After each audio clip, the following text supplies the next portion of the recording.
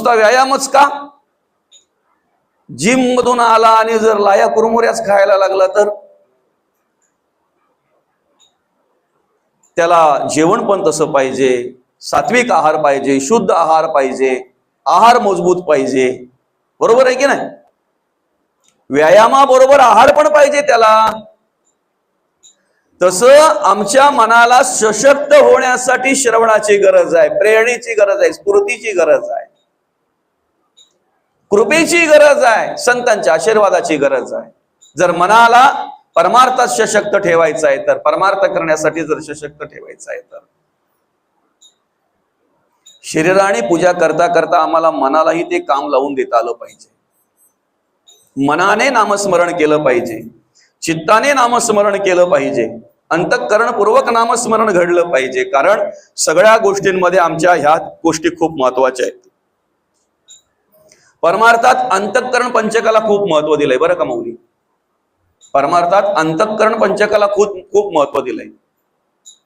ज्ञानेंद्रिय पंचक आहे ना, कान, नाक, त्वचा, डोळा, जीभ, यापैकी एखादा नसला तरी दृष्टी नसलेल्या सुरदासांकडून पांडुरंग परमात्म्याची अर्थात देवाची भक्ती घडते. काय अशी कितीतरी उदाहरण आहेत. एकच सुरदासच नाही, असे अनेक उदाहरण आहेत, अनेक उदाहरण आहेत बरं का. एखादं इंद्रिय जर नसेल, एखादं इंद्रिय जर निकामी असेल, एखाद्या इंद्रियाने जर एखादा मनुष्य अपंग असेल ना, तरी तो परमार्थ करू शकतो. फक्त अंतःकरण पंचक त्याचं व्यवस्थित पाहिजे. अंतःकरण, मन, बुद्धी, चित्त आणि अहंकार. अहंकाराशिवाय सुद्धा घडणार नाही बरं का.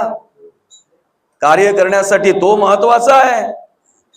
कार्य करण्यासाठी प्रेरणा तो देतो. अभिमान वेगळा आणि अहंकार वेगळा. या अंतःकरण पंचकामधला जो अहंकार आहे तो वेगळा. आणि म्हणून आम्ही काय केलं पाहिजे, मनापासून परमार्थ केला पाहिजे, मनापासून नामस्मरण केलं पाहिजे. ज्या वेळेला आम्ही मनापासून नामस्मरण करू ना, ज्या वेळेला आम्ही मनापासून परमार्थ करू, ज्या वेळेला आम्ही मनापासून भगवंताचं भक्ती करू, त्यावेळेला खऱ्या अर्थानं ती भक्ती पांडुरंग परमात्म्यापर्यंत, भगवंतापर्यंत पोहोचल्याशिवाय राहणार नाही. आणि म्हणून जगद्गुरु तुकोबा म्हणतात, ऐसे धरुणिया ध्यान. आता आम्ही जर मनापासून विचार केला तर खरोखर आम्ही ध्यान धरतोय, त्यावेळेला ध्यानातच ध्यान असतंय का आमचं, का भलतीकडेच ध्यान असतंय काय? मोकळं जे असतंय ना त्याचं लक्ष कमी असतंय दुधाकडे, पण जो नामस्मरणाला बसलाय ना तो बघतोय आणि तो आवाज देतोय. अगं ऐकलंस का, कुठे गेली तू, दूध होतं गेलं का? ती बोलते आमचे हे काय सर्वज्ञ झाले की काय? ते नामस्मरण बसले, एकदा नामस्मरणाला बसले का त्यांना आपोआप सगळं कळतंय. काल पण हातात स्मरणिका घेतली आणि 5 वर्षापूर्वी नेलेले पैसे आठवले. देव आठवायला पाहिजे. कोण आठवायला पाहिजे आम्हाला? देव आठवायला पाहिजे. आम्हाला संसार आठवतोय, आम्हाला संसार आठवतोय बरं का. ध्यानातच ध्यान असते आपलं, का भलतीकडे ध्यान असतंय बरं? त्याला बकध्यान म्हटलेलं आहे. बकध्यान नाही का? बगड्याचं ध्यान कसं असतंय, एकदा तो एखाद्या किनाऱ्यावर राहिला की मग त्या सगळ्या माशांना पण वाटते अरे बापरे, एका पायावर तपश्चर्या चालू आहे, एका पायावर उभा, एका पायावर तप करतोय काय. आणि मग बरेच त्याच्या दर्शनाला जातात. चला दर्शनाला जाऊयात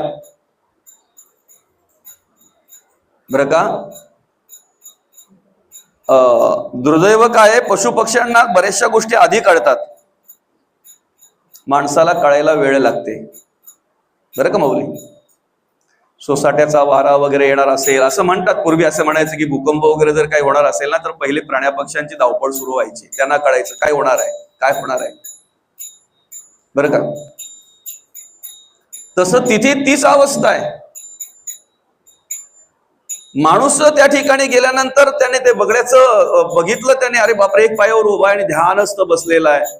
त्या माणसाने माशांना विचारलं, दर्शनाला जात नाही का तुम्ही, दर्शन घेत नाहीत का? तेव्हा त्यांनी सांगितलं एक एक कुटुंब उद्ध्वस्त केलं याने, आमचं खानदान उद्ध्वस्त केलं याने.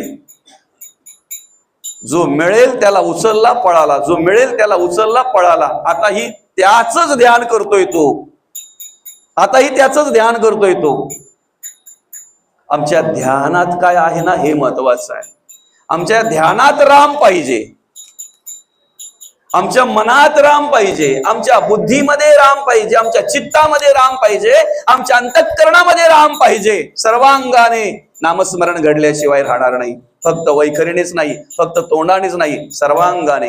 परा, पश्यंती, मध्यमा आणि वैखरी, चारही वाचेतून. नमो शारदा मूळ चत्वार वाचा. चारही वाचेतून आम्हाला त्याचं नामस्मरण करता आलं पाहिजे, भगवंताचं, देवाचं. तेव्हा ती कर्म, तेव्हा ते विचार आमच्या अंतःकरणामध्ये येतील. बरं का? राम राम म्हणता म्हणता कधीतरी आठवलं पाहिजे राम. म्हणून मग जगद्गुरु तुकोबा त्याची ओळख करून देत आहेत. म्हणतायत, श्रीराम जयराम सकळ म्हणती, परी ते नेणती राम कैचा. राम तो त्रिकालाचा पुत्र दशरथाचा. अनंतकालीचा राम आठवत असताना आम्हाला त्रिकालाचा पुत्रही आठवला पाहिजे, दशरथाचा पुत्र राम आठवला पाहिजे. आम्ही एक पत्नी, एक बाणी आणि एक वचनी. आम्हाला संसारात जर कार्य करायचंय, एक निष्ठेने जर राहायचंय, आमच्याच घरामध्ये आम्हाला जर सुखाने समाधानाने जर राहायचंय, तर आम्ही आदर्श घेतला पाहिजे श्रीराम प्रभूंचा. पुरुषांनी आदर्श घेतला पाहिजे, महिलांनी सीतामाईंचा. राजकन्या आहे ना, राजाची मुलगी आहे ना, राजाची सून आहे ना, दशरथ राजाची. प्रभू रामचंद्रांची पत्नी आहे, प्रभू रामचंद्रांची पत्नी आहे सीतामाई. काय वनवास कोणाला सांगितला बरं? श्रीराम प्रभूंना. ज्या वेळेला वनवास सांगितला त्यावेळेला प्रभू सर्वांचा निरोप घेत आहेत. सगळ्यांचा निरोप घेता घेता सीतामाईंच्या पुढे जाऊन उभे राहिले आणि काय म्हणतायत, अगं गेलो काय ना आलो काय, 14 वर्षे असे निघून जातील. भाषा कळते ना, तू काय टेन्शन घेते, गेलो काय आणि आलो काय, 14 वर्षे असे निघून जातील. तू विचार करते का? तू विचारग्रस्त झाले का?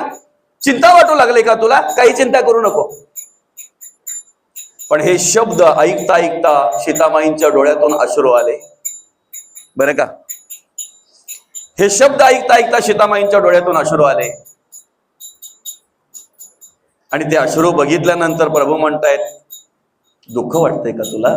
मी चाललेलो आहे, तू चिंताग्रस्त झालेली आहेस का? त्यावेळेला हात जोडले माईंनी आणि काय म्हणतायत, तुम्ही चाललेले आहेत, तुम्ही माझा आता या ठिकाणी समजूत काढतायत. आपल्या भाषेत सांगायचं म्हटल्यानंतर मला समजवतायत तुम्ही. बरं का? त्याचं दुःख नाही मला. निरोप कसला घेता आता, जेथे राम तेथे सीता.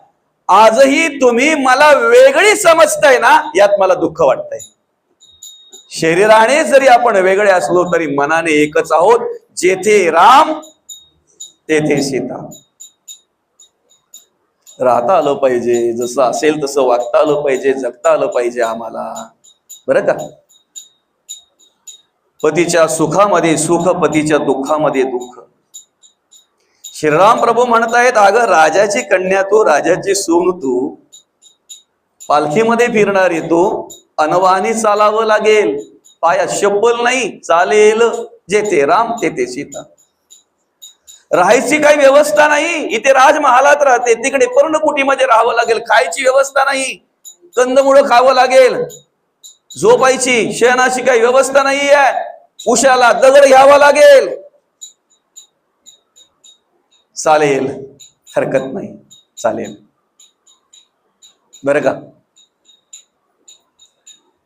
जैसी स्थिती आहे तैशा परी राहता आलं पाहिजे. काय? आणि आमच्याच देवाचं स्तवन आम्हाला करता आलं पाहिजे. तुमचा देव जसा असेल तसा ज्या वेळेला त्याचं स्तवन तुम्ही करता ना, त्यावेळेला निश्चित त्याची कृपा व्हायला वेळ लागत नाही. आता काय सगळं व्यवस्थित सांगायला पाहिजे का? काय? एक पत्नी, एक बाणी आणि एक वचनी. जे आहे ते, जे प्राप्त झालंय ते, आपण सुद्धा जैसी स्थिती आहे तैशा परी राहे. कौतुक तूप आहे संचिताचे, कौतुक तूप आहे संचिताचे. आणि जिथे सत्यकर्म आहे, जिथे धर्म आचरण आहे, जिथे आम्ही अगदी जे आमच्या वाट्याला येतंय ती कर्म प्रामाणिकपणे करतोय आणि त्याच पद्धतीने राहतोय, त्याला देव सुद्धा सहाय्य करत असतात. देव सुद्धा सहाय्य करत असतात. बरं का? एकीकडे जर आम्ही रावण बघितला आणि एकीकडे जर श्रीराम प्रभू बघितले, बरं का, चर्मचक्षुने विचार करत असताना बघा ना कसं चित्र पाहायला मिळतंय. ते कसं चित्र पाहायला मिळतंय. रावण म्हटल्यानंतर दशग्रंथी ब्राह्मण, 4 वेद, बरं का, आणि 6 शास्त्राचा अभ्यास असलेला, ऋग्वेद, यजुर्वेद, सामवेद, अथर्ववेद, 4 वेद, 6 शास्त्रांचा अभ्यास असलेला रावण. दशानन म्हटलेला आहे. किती डोकी? 10 डोकी. बरं का, 10 डोकी. आणि म्हणून तर कबीर महाराज म्हणतायत, परनारी पैरी छुरी न लावू से अंग, रावण के दशशीर गये परनारी के संग. काय म्हणतायत कबीर महाराज? परनारी पैरी छुरी न लावू से अंग, रावण के दशशीर गये परनारी के संग. तुम्ही कृतापासून, सत्ययुगापासून आतापर्यंत विचार करा, ज्यांनी ज्यांनी माझ्या आई बहिणीकडे वाईट नजरेने बघितलंय त्याचं नावही शिल्लक राहिलं नाही. नावही शिल्लक राहिलं नाही. काय आहे इकडे? लंकाधीश आहे. लंकाधीश आहे. आयुष्य म्हणाल तर कित्येक सोन्याची लंका आहे. दशानन आहे, दशग्रंथी ब्राह्मण आहे आणि स्वतः महाबली आहे. महाबलाढ्य राक्षस पाठीशी आहेत, मागे आहेत, बोळ आहे. पण तरी सुद्धा जेव्हा जेव्हा लढाईची वेळ यायची ना, तेव्हा तेव्हा विजय कोणाचा व्हायचा? श्रीराम प्रभूंचा विजय व्हायचा. नीती सोडू नका, धर्म सोडू नका. काय? नीती सोडू नका, धर्म सोडू नका. तुम्हाला सहाय्य करणारे प्रभू रामचंद्र आहेत. बरं का? आणि जेव्हा जेव्हा पराभव व्हायचा ना, तेव्हा तेव्हा विचार करायची माझी आईसाहेब मंदोदरी, म्हणजे पतिव्रता आहेत. बरं का? मंदोदरी पतिव्रता आहेत. मंद उदरी म्हणतात त्याला, त्यांना मंद उदरी. त्यांच्याकडे विचार यायचा प्रत्येक वेळेला की अरे एवढं बल आहे, सगळं काही, एवढं काही सगळ्या प्रकारचं सामर्थ्य महाबलाढ्य यांच्या पाठीशी आहेत, तरी सुद्धा कोण आहेत ते? श्रीराम प्रभू. त्यांचाच विजय होतो. आणि ऐकून काय आहे? वनवासी आहेत, कंदमुळं खाऊन राहतात, पर्णकुटीमध्ये राहतात. आणि मागे कोण आहे? वानरसेना. मागे कोण आहे? वानरसेना. बरं का? बरंच मध्ये काही आहे बोलण्यासारखं, सांगण्यासारखं. आपला वेळ झालेला आहे, त्यामुळे अगदी शेवट रावणाचा वध झाला. रावण गेला आणि मंदोदरीच्या मनामध्ये फक्त एक विचार आला की एवढं सगळं काही असताना सुद्धा जर रावणाचा पराभव होतो आणि काहीही नसताना जर श्रीरामाचा विजय होतो, एकदा तरी दर्शन घ्यायला पाहिजे ना, भेटायला पाहिजे की नाही? नक्की काय जादू आहे ते तर पाहायला पाहिजे. काय जादू आहे, काय आहे त्यांच्याकडे ते तर पाहायला पाहिजे ना. आणि म्हणून एकदा असेच कातळावर बसलेले, दगडावर, पाषाणावर बसले होते श्रीराम प्रभू. पूर्वेच्या दिशेला सूर्य उगवलेला आहे, पश्चिमेच्या दिशेला तोंड करून बसलेले श्रीराम प्रभू. प्रभूंची सावली पश्चिमेला पडलेली आहे, कारण उगवलेला सूर्य पूर्वेला आहे, उगवतीच्याच वेळेला. आणि पूर्वे दिशेकडूनच मंदोदरी माता त्या ठिकाणी आल्या, येत आहेत. बरं का? जशा जवळ आल्या ना, तशा श्रीराम प्रभूंच्या पुढे त्यांची सावली पडली. त्या उभ्या आहेत ना, पूर्वेकडून आलेल्या आहेत ना, त्यांची सावली सुद्धा पश्चिमेकडे पडली ना. पश्चिमेकडे तोंड असलेले श्रीराम प्रभू सावलीकडे पाहतायत. पश्चिमेकडे तोंड असलेले श्रीराम प्रभू सावलीकडे पाहतायत आणि सावलीकडे बघितल्यानंतर त्यांची खात्री झाली ही सावली महिलेची आहे, श्रीची आहे. श्रीची सावली पाहून त्यांनी नमस्कार केला पहिले सावलीला आणि तसेच मागे वळले. पाहतात तर मंदोदरी आलात आपण. श्रीराम जय राम जय जय राम.